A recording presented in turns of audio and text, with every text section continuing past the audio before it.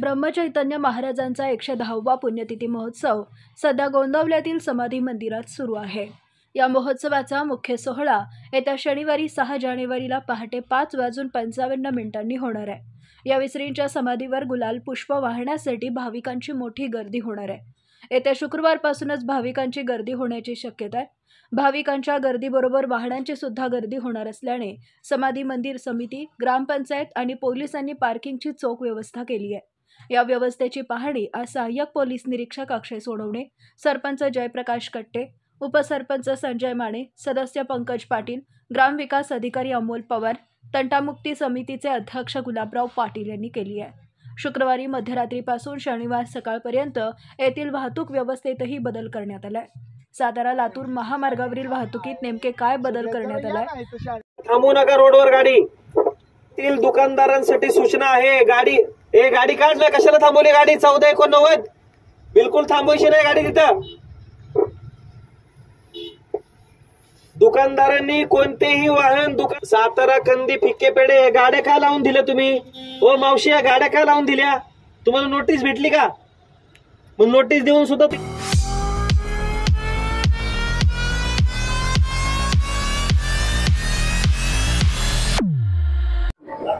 नमस्कार, मी सहाय्यक पोलीस निरीक्षक अक्षय अप्पा सोनवणे, दहिवडी पोलीस स्टेशन। मी सर्व नागरिकांना आवाहन करतो की दिनांक 6 जानेवारी रोजी श्री ब्रह्मचैतन्य गोंदवलेकर महाराज यांचा पुण्यतिथी उत्सव कार्यक्रम साजरा होणार आहे। या अनुषंगाने आमच्या पोलीस प्रशासनातर्फे सर्व नागरिकांना विनंती करण्यात येत आहे की या उत्सवाकरिता येणाऱ्या सर्व भाविकांनी आपली सर्व वाहने ही मंदिर परिसरातील गेट नंबर 6 येथेच पार्क करावी।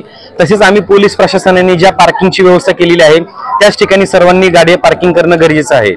जर तुम्ही कुठेही अस्ताव्यस्त पार्किंग केली तर त्यामुळे रहदारीचा अडथळा निर्माण होऊ शकतो आणि भाविकांना याचा नाहक त्रास होऊ शकतो। या अनुषंगाने मोठ्या प्रमाणात या दिवशी भाविक येणार असल्या कारणाने आमच्या सातारा जिल्ह्याचे आदरणीय पोलीस अधीक्षक श्री समीर शेख सर यांनी महाराष्ट्र पोलीस अधिनियम कलम 33(1) ब प्रमाणे अधिसूचना जारी केलेली आहे। या अनुषंगाने ज्या नागरिकांना या 6 तारखेला रात्री 1 वाजल्यापासून ते सकाळी 9 वाजेपर्यंत जो वाहतुकीचा मार्ग आहे हा पूर्णपणे बदलण्यात आलेला आहे। ज्यांना सातारा ते पंढरपूर या मार्गाने जायचे आहे त्यांच्यासाठी आम्ही रात्री 1 ते सकाळी 9 पर्यंत पिंगळी रोड, खानसरी चौक, गोंदवले बुद्रुक आप्पा महाराज चौक पर्यंतची जो वाहतूक आहे ती पूर्णपणे बंद करून ज्यांना साताऱ्यावरून पंढरपूरकडे जायचं आहे त्यांच्यासाठी दहिवडी मार्गे रानंद, मार्डी आणि म्हसवड मार्गे अशा पद्धतीने रूट आम्ही बनवलेला आहे। तसेच पंढरपूर कडून ज्यांना सातारा बाजूकडे यायचं आहे त्यांच्यासाठी म्हसवड ते मायनी मार्गे सातारा अथवा म्हसवड ते शिंगणापूर फलटण मार्गे सातारा असा मार्ग तयार केलेला आहे। या अनुषंगाने मी अधिक असं सांगू इच्छितो की या आम्ही केलेल्या आदेशाप्रमाणे त्याचं जो कोणी उल्लंघन करेल त्यांच्यावर महाराष्ट्र पोलीस अधिनियम कलम 1951 चे 131 अन्वये कारवाई होणार आहे। त्यामुळे पुन्हा एकदा मी सर्वांना विनंती करतो की सर्व नागरिकांनी पोलीस प्रशासनाला सहकार्य करा आणि हा ब्रह्मचैतन्य गोंदवलेकर महाराज यांचा जो पुण्यतिथी उत्सव साजरा होणार आहे याच्याकरता सर्वांनी आम्हाला सहकार्य करा। धन्यवाद।